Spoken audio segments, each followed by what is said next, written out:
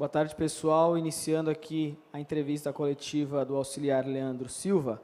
A primeira pergunta do Bruno Gutierrez, do Globoesporte.com.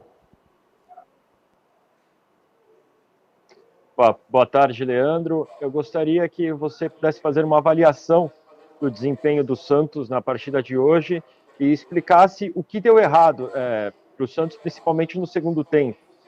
Um abraço. Bruno, né? Boa tarde, Bruno. Difícil fazer uma avaliação quando você perde um jogo, né? É sempre mais difícil. A gente tinha uma estratégia, a gente sabia que o adversário vinha para fazer uma marcação mais baixa e a gente precisaria ter a paciência de circular a bola para poder entrar no campo do adversário e ali construir as jogadas, como a gente conseguiu em alguns momentos, né? Fazer com que essa bola chegasse ao Braga e ao Ângelo para que tivesse o confronto e dali a gente conseguir fazer boas jogadas e poder definir as jogadas com perigo, pelo menos de gol, e chute ao gol, enfim, com cruzamento. Algo que aconteceu no primeiro tempo, principalmente do lado do Braga e do Ângelo. Mesmo assim, em alguns momentos ali no primeiro tempo, a gente acabou perdendo um pouquinho do controle do jogo, né? Ficando um jogo de transição que para nós não era interessante, até pelo fato de ter um dia a menos de recuperação do que o Botafogo. Então a gente tentou ajustar isso no segundo tempo, mas o jogo acabou levando, né, após o gol deles, para uma situação também de tentar de qualquer forma buscar o resultado e tentar as mudanças dentro das características dos atletas.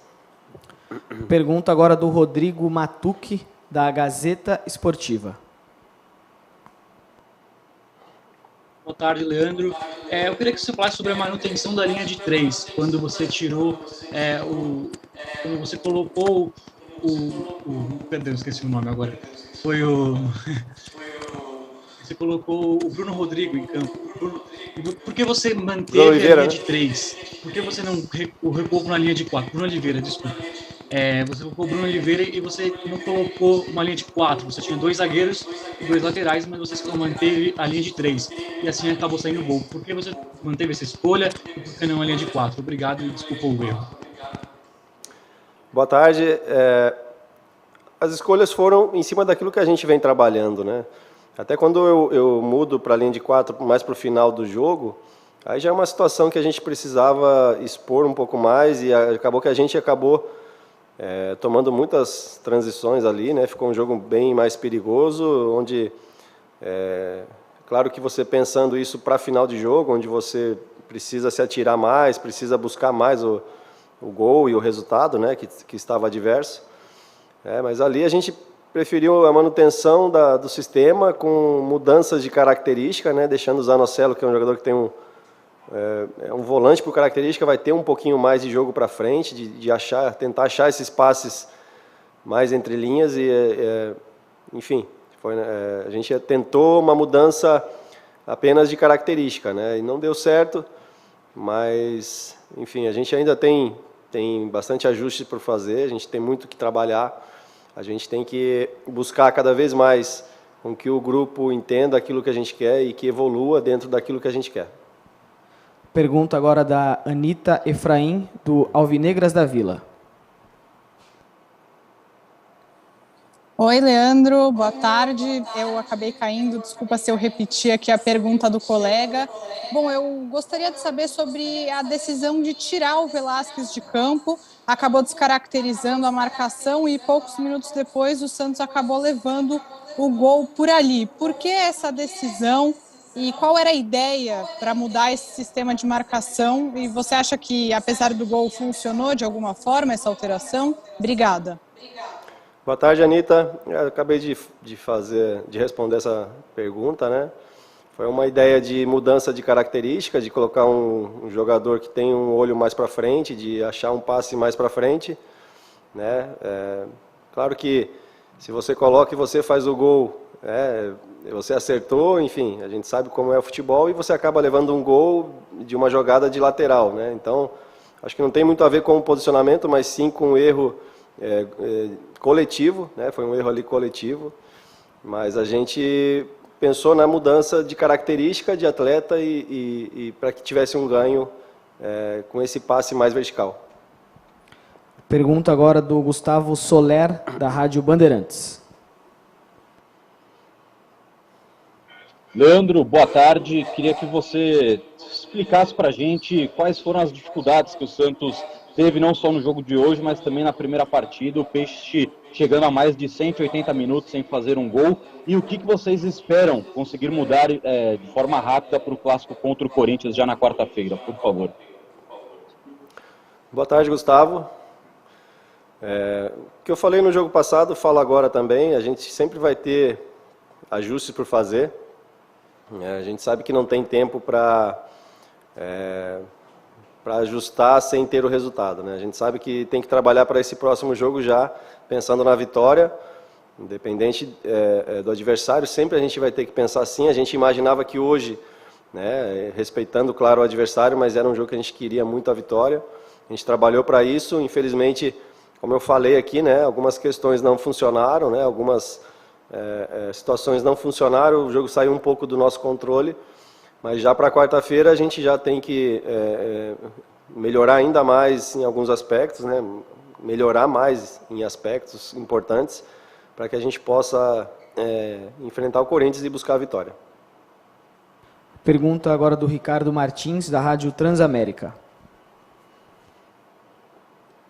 Leandro, boa tarde. Eu gostaria que você explicasse qual é a ideia de jogo que o Santos tem hoje sob o comando seu e do Fábio Carille. O que o torcedor pode esperar de um time que não fez uma boa partida contra a Inter, hoje teve 70% de posse de bola, 10 arremates no gol, o adversário teve 17 arremates no gol. O torcedor saiu da Vila hoje aqui muito preocupado, porque a impressão que deu é que a ideia de jogo que vocês gostariam de implantar, ela ainda não aconteceu. Você poderia explicar? Boa tarde, obrigado. Boa tarde. Não funcionou realmente, né? Se você olhar o resultado, não funcionou, e também olhando o jogo pelas chances que o adversário também criou, realmente não funcionou. A gente tentou trazer com que essa ideia que a gente já traz do ano passado, que a gente pudesse dar uma sequência, apesar de algumas mudanças individuais e por falta de alguns jogadores ainda também. A gente está tendo um pouquinho mais de dificuldade, mas a gente nunca vai deixar de olhar para o elenco e aquilo que ele pode nos dar de melhor. Se a gente tiver que fazer algum tipo de mudança, né, para que o time melhore, para que o time jogue um futebol, né, que traga o resultado, que é o que o torcedor espera, a gente vai fazer, porque a gente também joga pelo resultado. A gente sabe que o futebol é resultado, vitória é importante, e como eu falei aqui na pergunta anterior, a gente já para quarta-feira precisa pensar na melhor estratégia para que isso aconteça. Pergunta do Caio Caju, do portal Meu Peixão. Boa tarde, Leandro, tudo bem? Queria saber sobre o setor de meio campo. O Santos hoje entrou somente com 2 jogadores de origem nessa função e o Marcos Guilherme me pareceu meio perdido ali no meio, já com a ausência do Pirani. Por que essa escolha de manter 4 atacantes e não colocar, por exemplo, um Bruno Oliveira ali para armar o jogo, que vem se destacando bastante nos treinamentos? Por que não fortalecer o meio de campo ao invés de lançar 4 atacantes e ficar com um buraco nos contra-ataques, como se viu o Botafogo? Qual que foi a ideia? Por que o meio de campo não está tão encorpado como deveria? Obrigado. Boa tarde. A ideia era ter mais um jogador que se aproximasse do gol, né? Que o Marcos Guilherme ele pudesse ficar mais próximo do Marcos Leonardo, né? E que a gente tivesse o Ângelo, o Braga também se aproximando deles, e ali a gente pudesse criar lances de gol, finalizações. Em alguns momentos, até o Marcos Guilherme acabou baixando para tentar ser esse armador, mas não era o que a gente queria dele, tanto que no intervalo a gente pediu para ele não baixar, esperar um pouco mais para que essa bola chegasse nele, mais próximo ao gol, e aí ele poderia ter mais possibilidade de finalizar. Penúltima pergunta do Thiago Kanzler, da TV Band. Obrigado, Vitor. Boa tarde, Leandro. Gostaria que você pudesse falar para nós qual é o desafio, quais são os desafios que o Santos tem pela frente nesse clássico contra o Corinthians, um time que vem se reforçando desde a última temporada, e a perspectiva de ter Ricardo Goulart na equipe na partida desta quarta-feira. Obrigado. Boa tarde.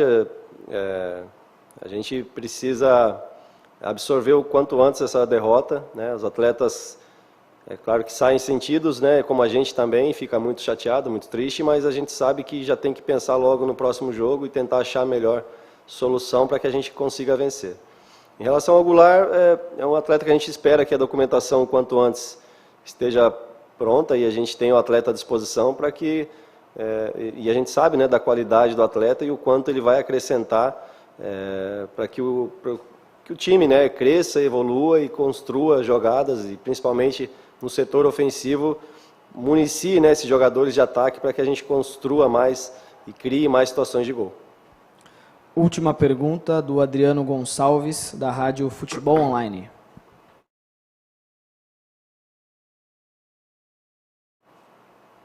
Boa tarde, Leandro. Bastante pelos lados do campo, principalmente pelo lado direito, onde foi gerado o gol do Botafogo.